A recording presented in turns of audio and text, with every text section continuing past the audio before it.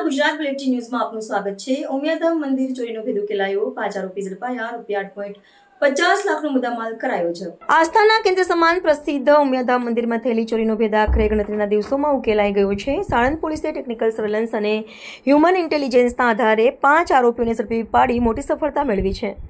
આરોપીઓ પાસેથી 2 કિલો ચાંદીની લકડી, ચોરીમાં ઉપયોગમાં લેવાયેલું વાહન અને મોબાઈલ ફોન સહિત કુલ ₹8.50 લાખનો મુદ્દામાલ કબજે કરવામાં આવ્યો છે। 17 જુલાઈ 2024ની મધ્યરાત્રિએ અજાણ્યા શખ્સોએ ઉમિયાધામ મંદિરના ગર્ભગૃહનો દરવાજો તોડી અંદર પ્રવેશ કર્યો હતો। ત્યારબાદ માતાજીનું અંદાજે 2.5 થી 3 કિલો વજનનું ચાંદીનું છત્ર અને આશરે 500 ગ્રામ વજનની ચાંદીની મૂર્તિ સહિત કુલ 3 લાખ મુદ્દા માલની ચોરી કરી ફરાર થઈ ગયા હતા। બનાવને પગલે સાણંદ પોલીસ સ્ટેશનમાં ગુનો નોંધાઈ તપાસનો ધમધમાટ શરૂ થયો હતો।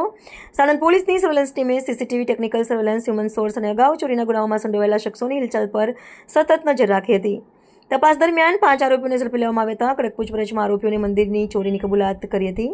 પોલીસ તપાસમાં વધુ એક ચોંકાવનારો ખુલાસો થયો છે કે આરોપીઓએ ચોરી કરેલી ચાંદી રાજસ્થાનના ચિત્તોડગઢ લઈ જઈ વેચી દીધી હતી અને તેને પીગળાવી લકડી બનાવી દેવામાં આવી હતી। જોકે પોલીસે ઝડપી કાર્યવાહી કરી 2 કિલો ચાંદીની લકડી, ચોરીમાં ઉપયોગમાં લેવાયેલી મહિન્દ્રા બોલેરો પિકઅપ અને 5 મોબાઈલ ફોન સહિત કુલ ₹8.50 લાખનો मुद्दामाल कब्जे કર્યો છે।